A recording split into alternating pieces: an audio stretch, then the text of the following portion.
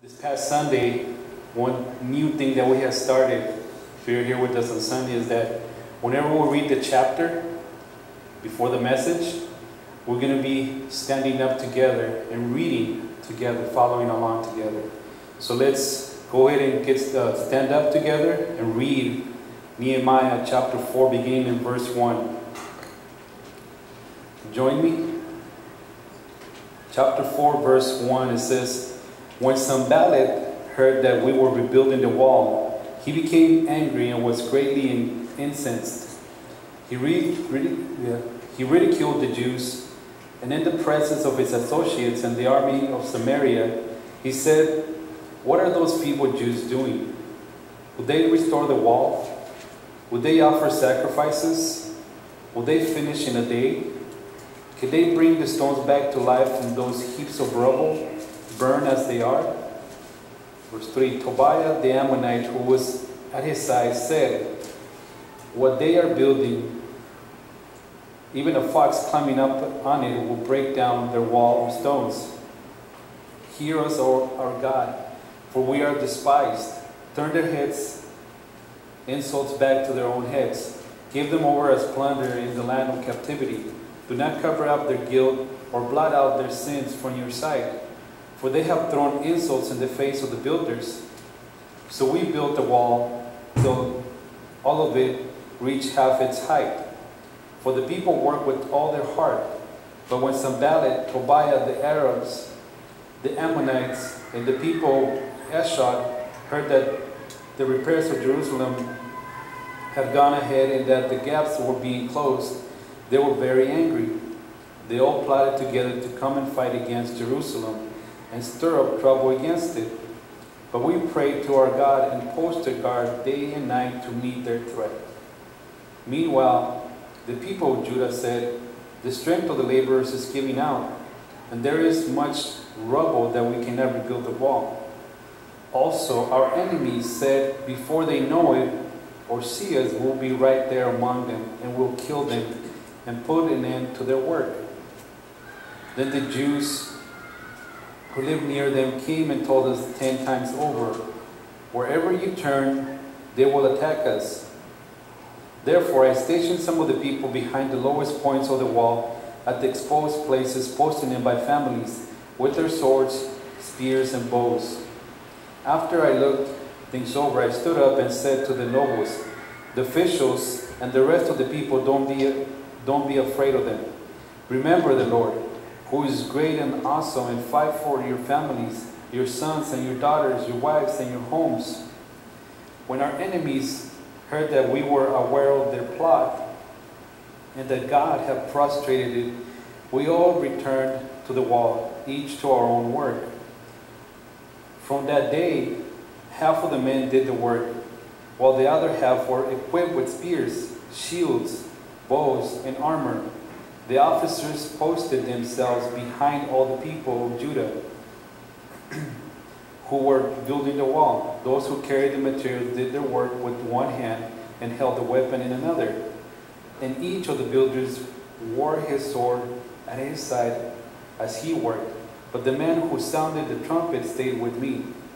Then I said to the nobles, the officials, and the rest of the people, 'The work is extensive and spread out. We are widely separated from each other along the wall.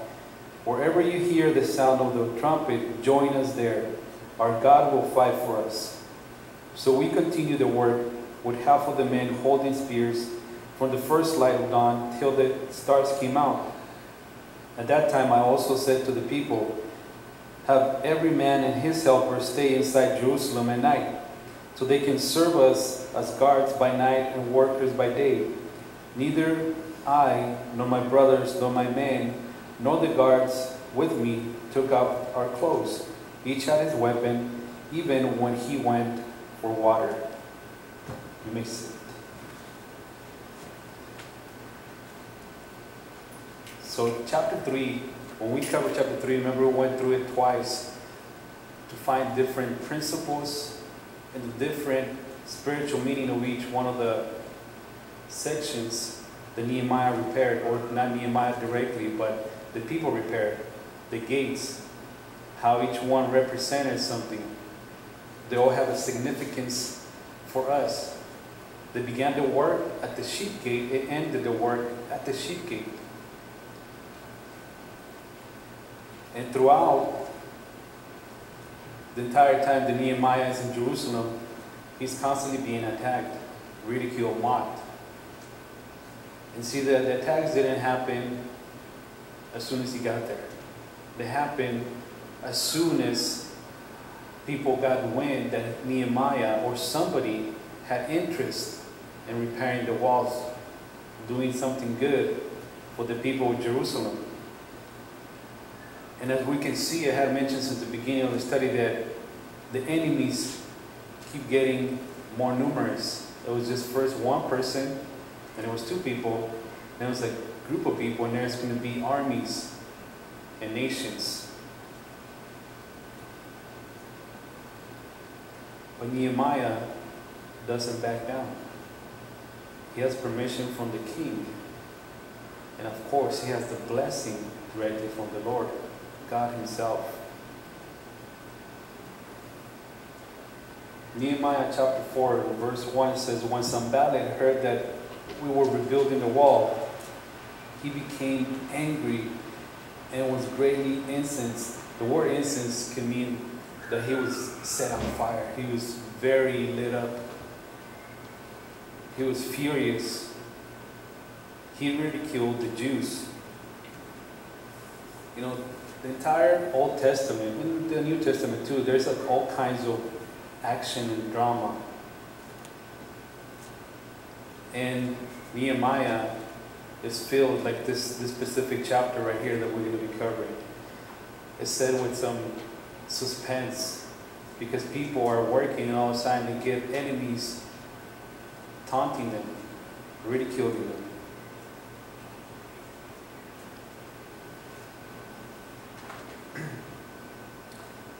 As a commentary or as a good example in the New Testament as to what Nehemiah chapter 4 is, let's turn together to 2 Corinthians chapter 4.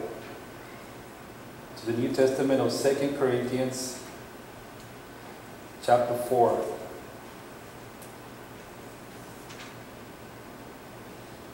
Beginning in verse 7. It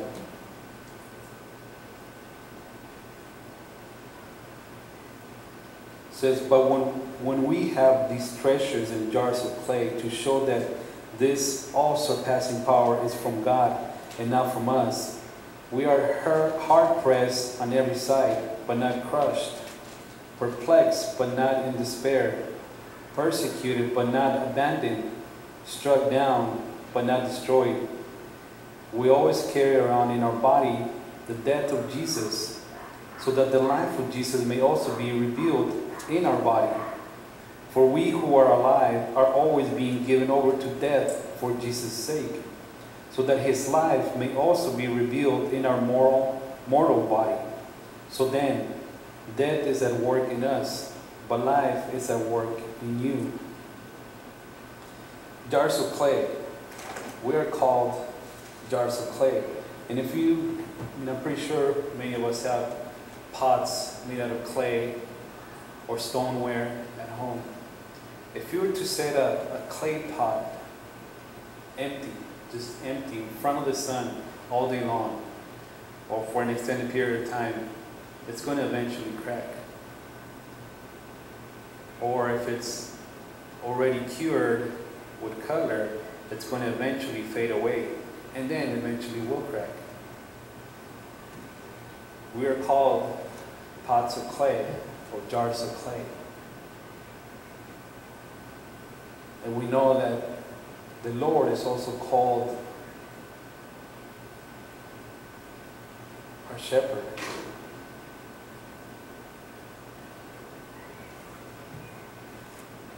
When you apply water to these pots, to the clay, it's moldable, it's flexible, and when these pots that are sitting in the front of the sun become dry, they crack. As you add a little bit of water, they stay there longer, they resist longer. So when in comparison to our lives, when we are feeling like we're being destroyed, like we're being crushed, perplexed. We're facing different battles, or we're saying we're in a storm right now. It's because we're being made more flexible. We're being more moldable to what God wants to do. In the Crossing Borders ministries, one of the things that they say is to be fluid. It used to be flexible, but now it's fluid because all kinds of things can happen. And it's the same way with our lives. We've got to be fluid, we've got to be flexible. And our lives are also very fragile, as the pots of clay are. Now, going back to Nehemiah chapter 4, and also let's go back a little bit more to Ezra chapter 4, beginning in verse 1. Just go back a little bit more from where we're at to Ezra chapter 4.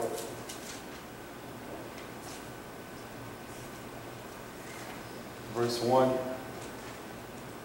says that when the enemies of Judah and Benjamin heard that the exiles were building a temple for the Lord, the God of Israel, they came to Zerubbabel and to the heads of the families and said, "Let us help you build, because like you, we seek your God and have been sacrificing to him since the time of Esarhaddon, king of Assyria, who brought us here."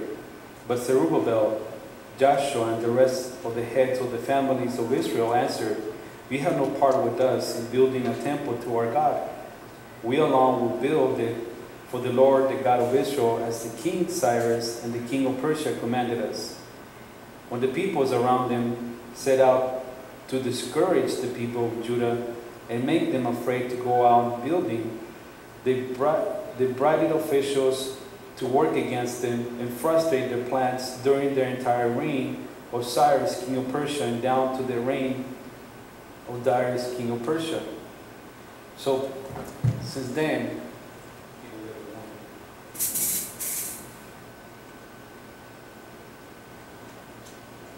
when they began rebuilding the temple, there was already discouragement. There was already attacks. And these people wanted to join with the people of God. But these people were not Jews. They were actually enemies of God. But they worshipped so many different gods. Lord G, Lord no capital. These people wanted to be part of something. They knew that something big was going to happen. See, the world likes to join us because whenever they see blessings, something's good is going on over there. What is it? But as we join the world, or the world, we allow them to join us, then we become like them. We're covering in James on Sunday how it's so easily, how the sin in the world can look so good from the outside. And little by little, we get entrapped by the world. Oh, it's okay, I believe in God. We believe in God. Let us be with you. Oh, it's okay to whatever, gray area, and then eventually brings you into darkness. And these people were so quick because they knew the word said, no, we have nothing to do with this. But then afterwards, they started discouraging the people. Verse 2, back in Nehemiah chapter 4, says, "And in the presence of his associates and the army of Samaria, he said, 'What are those feeble Jews doing? Will they restore the wall? Will they offer sacrifices? Will they finish in a day? Can they bring the stones back to life from those heaps of rubble, burned as they are?'" So I was saying, there's more people coming along. Whenever there's gossip, whenever there's something juicy happening, it's going to call your attention.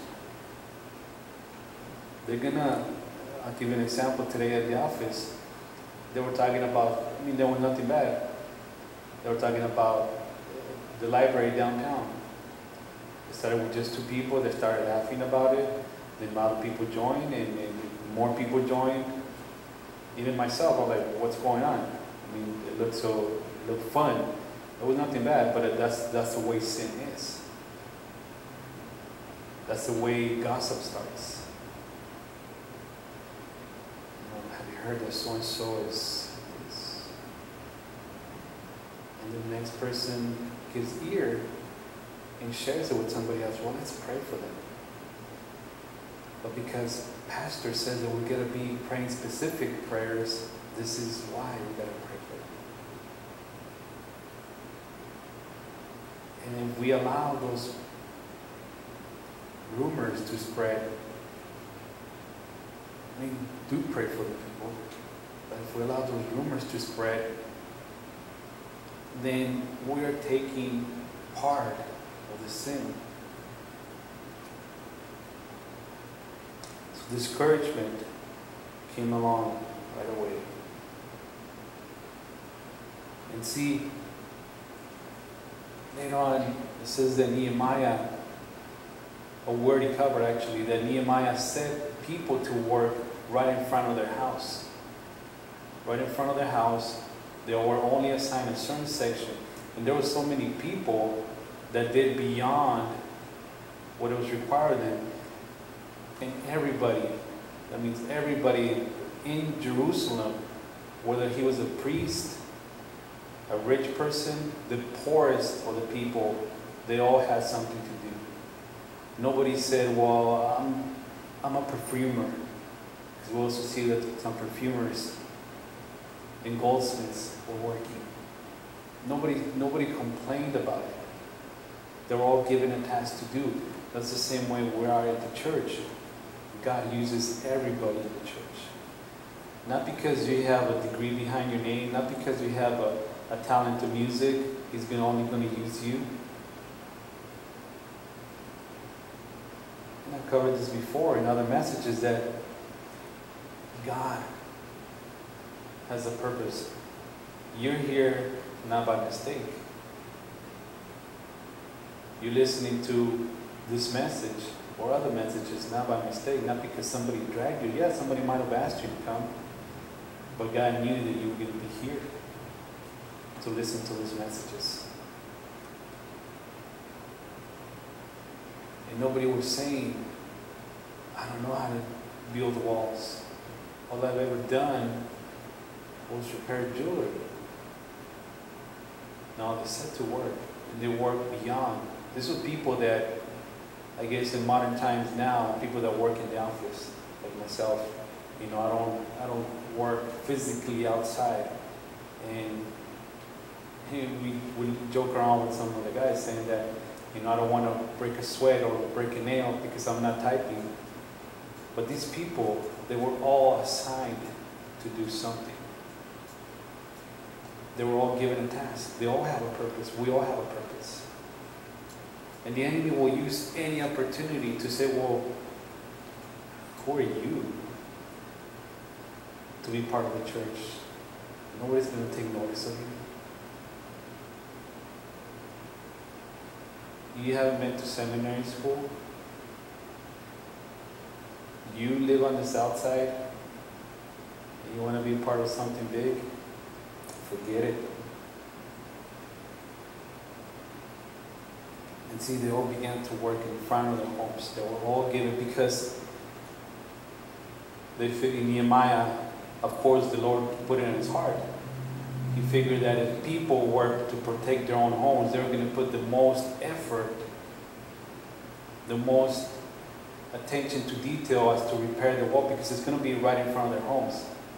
They wanted to be in the safest place.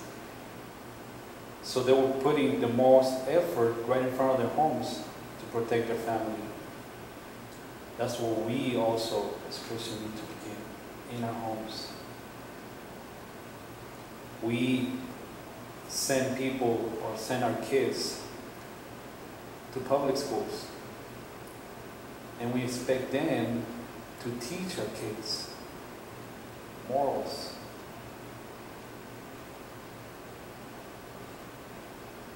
When it should begin at home. And we send them without any principle, without any moral, expecting the school to do the work.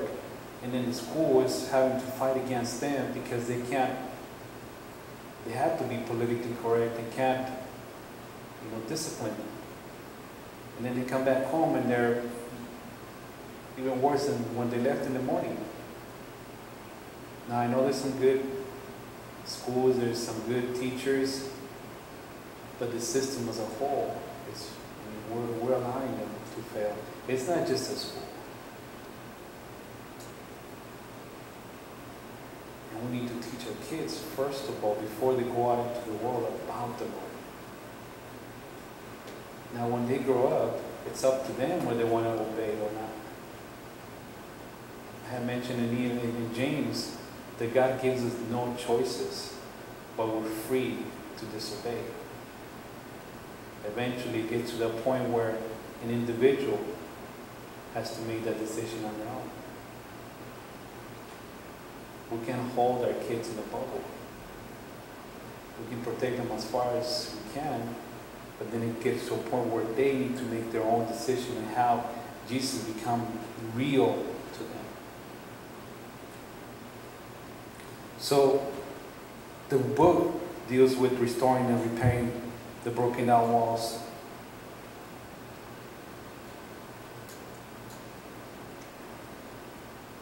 Same thing with their homes. As part of the vision that God has given me is to start with the leadership and start with the structure of the church. It's going to take some time. But you know what, this past Sunday there was something very encouraging that I was not expecting. I had a simple meeting with the servants and other people who were close by listening to the meeting. Right away say, I want to serve here, I want to serve here. 2 families. And other people said, well, I want to do this. I want to do this for the church. And I was encouraged. That was not my intent. I simply wanted to communicate something with the servants, and because they heard the good things that the Lord has been doing here. So they got encouraged. But at the same time, they shared some stuff that the enemy is doing with them, has been doing with them, because they've been wanting to serve, but at the same time, the enemy has been telling them behind the scenes, they don't need you. They don't want you. Remember, you left.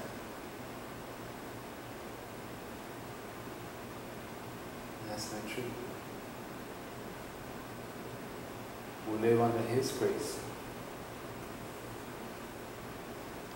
J. Oswald Sanders wrote a book about leadership that says that if you're in a leadership position, whether you're a father, whether you're a teacher, whether you are whatever, manager, pastor, or ministry leader, you're going to face criticism.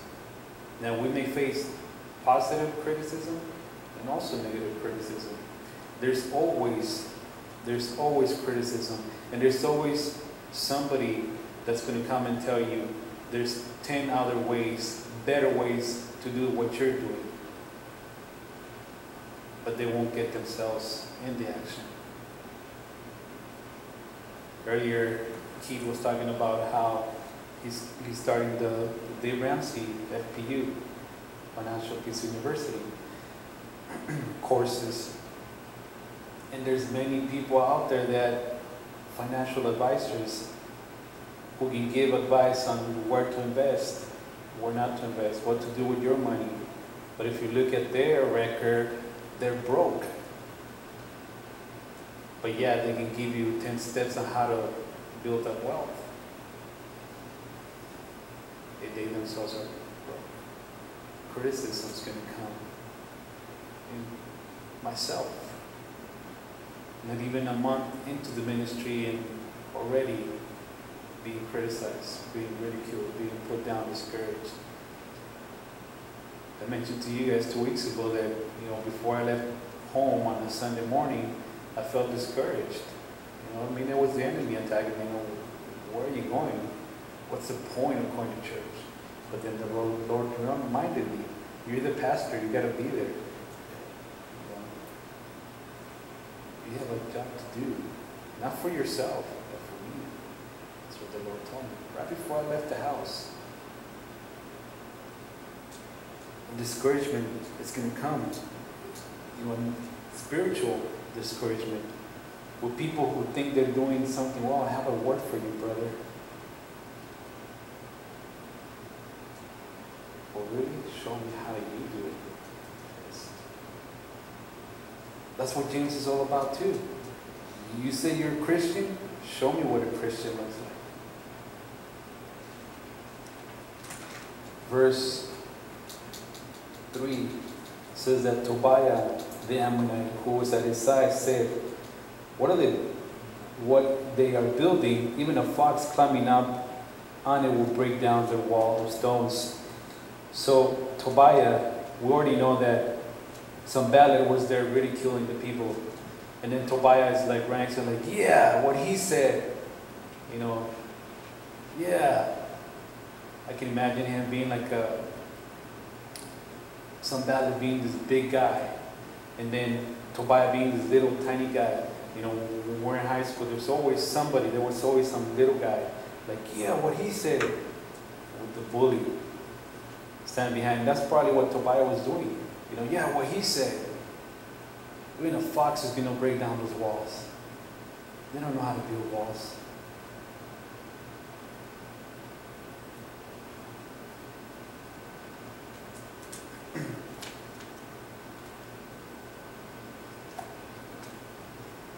Verse 4 says that, hear us, our God, for we are despised. Turn their insults back on their own heads. Give them over as plunder in the land of captivity. Do not cover up their guilt or blot out their sins from your sight. For they have thrown insults in the face of the builders. This is kind of awkward the way Nehemiah speaks, because he's not showing, it seems like he's not showing the love of God. Instead of saying, God forgive them, for they know not what they do. He's saying, avenge us, God. You ridicule them. But you got to also look at it from the point of view of Nehemiah. He's human. He's just a man, a servant of God. He gets frustrated. He has emotions. And I'm pretty sure most of us are not, and I'm probably the only bad person here in this room. I'm pretty sure most of us have been in places or in situations where we have a plan set, and then something goes wrong, and we're like, shrug it off, okay, well, no worries. And then another thing, and then another thing, and like finally, like, oh, come on. Or people that get on your nerves, start coming along, and then you build up tension. That's what Nehemiah was, because these people have been coming over and over and over again, insulting them, trying to instill fear in them. But see, he didn't speak to them. He turned around and told God, this guy has gotten on my last nerve. Get rid of him. You called me to do a work here. The people are working. Shoo off this fly, this mosquito. The mosquitoes this season, man, they're big. I know we're in Texas, everything's bigger in Texas, but it seems like they don't even land, they just simply poke you this year. So, Nehemiah was like saying, get rid of this mosquito. It's bothering me. But he was so frustrated that he told God, avenge us, get rid of them, ridicule them.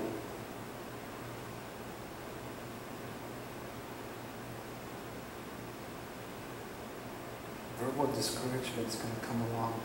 When I was growing up,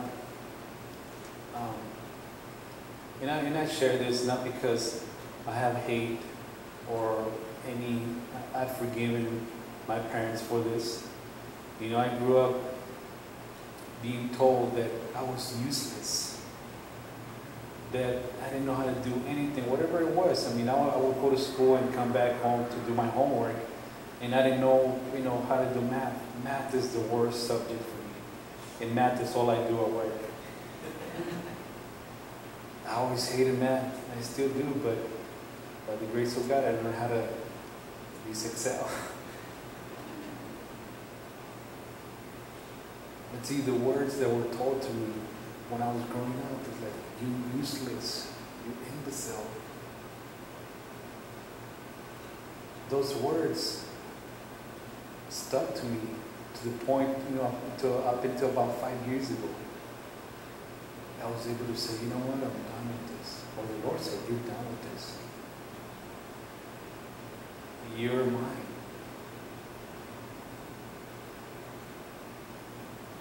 Nehemiah probably was fed up with all these insults. The people were getting discouraged. What are you doing? You don't know how to build the walls. And I don't think, and I know, they didn't have Google back then to look up, how to build walls, how to cut down trees and make bricks. They didn't have Pinterest.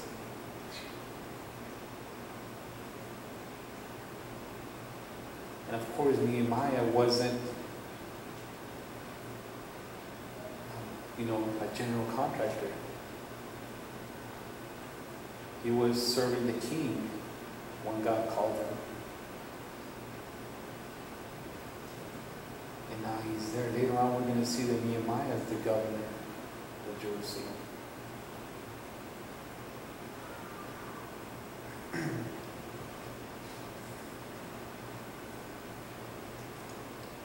James chapter 4, verse 7.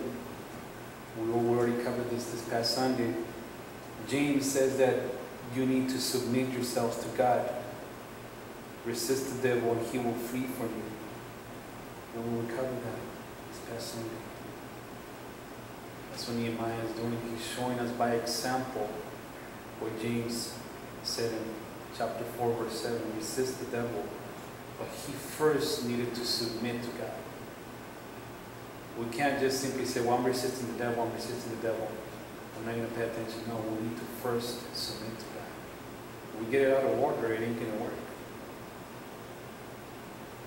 Be humble. Submit to the Lord.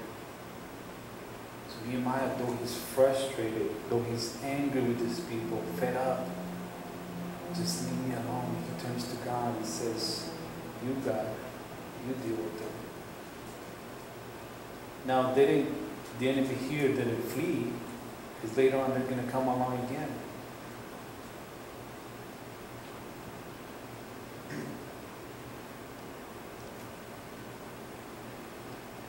Verse 6 says that, so when we rebuilt the wall, till all of it reached half its height, for the people worked with all their heart. Then this goes again, but when Sanballat, Tobiah, the Arabs, the Ammonites, and the people of Ashdod heard that the repairs of Jerusalem's walls had gone ahead and that the gaps were being closed, they were very angry. They all plotted together to come and fight against Jerusalem and stir up trouble against it. See, despite of how much discouragement was coming, despite of how many times these guys were showing up, despite of how many more people were being gathered, the work kept going, because everybody was working full-heartedly, worked with all their hearts. And when they were halfway done, these people started getting more upset, angry. If Guinness World Records was, around back then, they were, Nehemiah in Jerusalem would have been in those records. 52 days to clean up and complete rebuilding the walls. 52 days it took them to completely. They assign people to leadership. They assign people to do worship. They assign people to read the scriptures. And people got excited. Chapter 8, people got excited.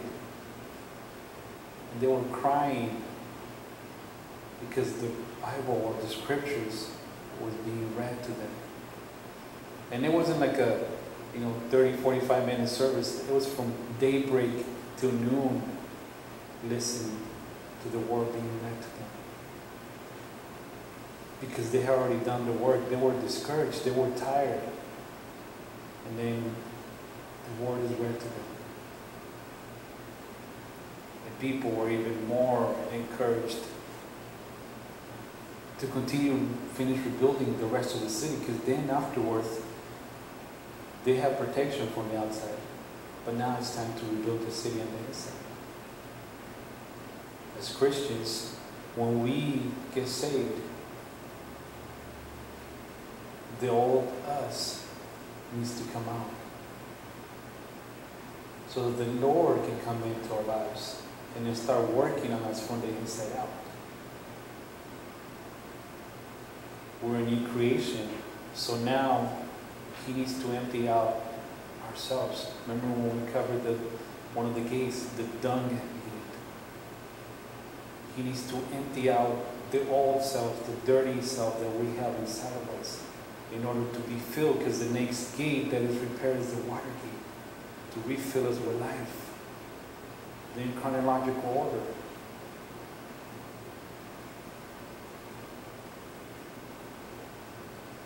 This is one of those big mosquitoes right here.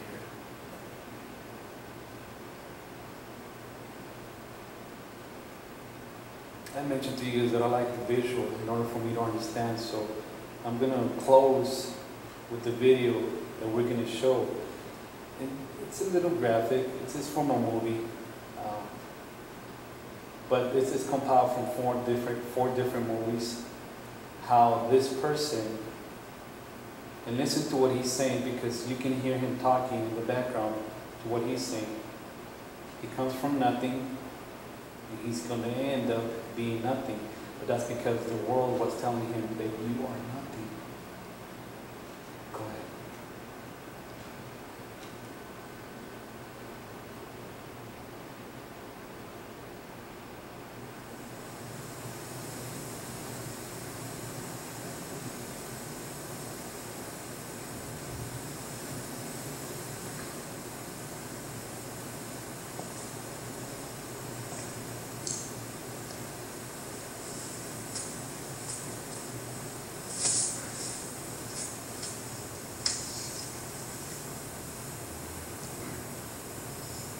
Can't do it.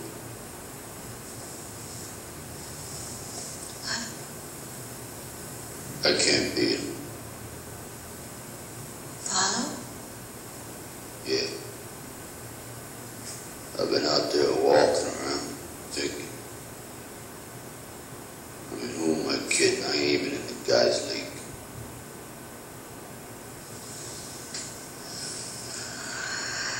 What are we gonna do?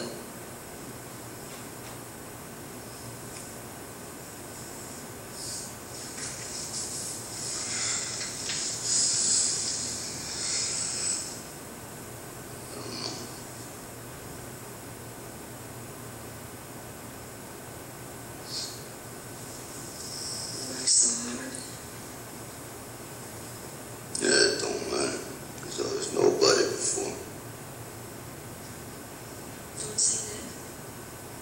Oh, come on, Adrian, it's true. I was nobody. That don't matter either, you know? Because I was thinking, it really don't matter if I lose this fight. It really don't matter if this guy opens my head either. So all I want to do is go the distance.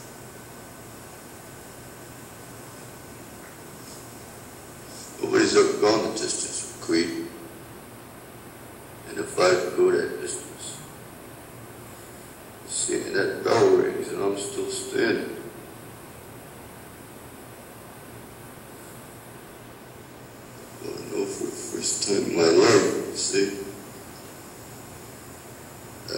just another one from the neighborhood.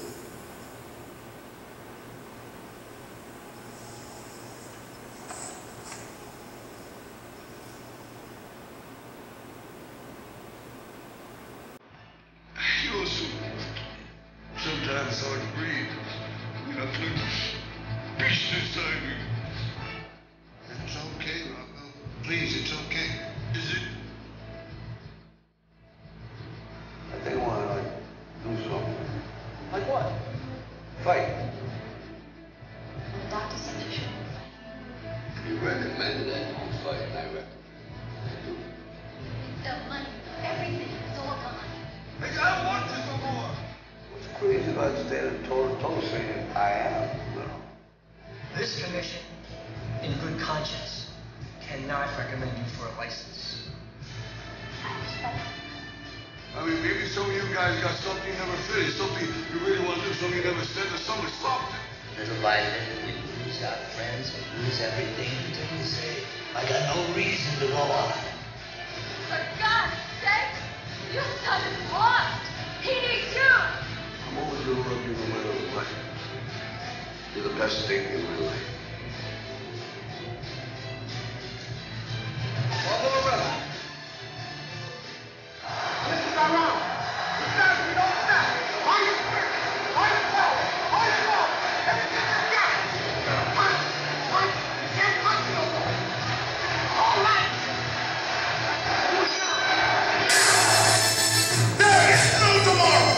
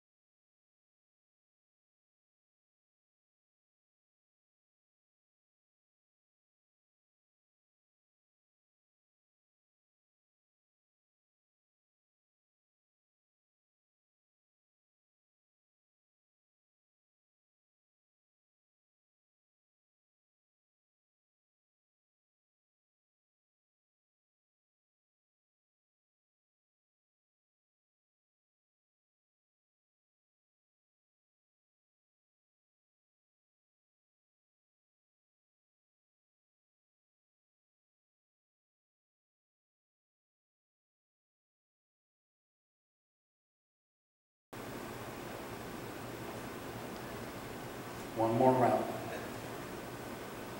Let's pray.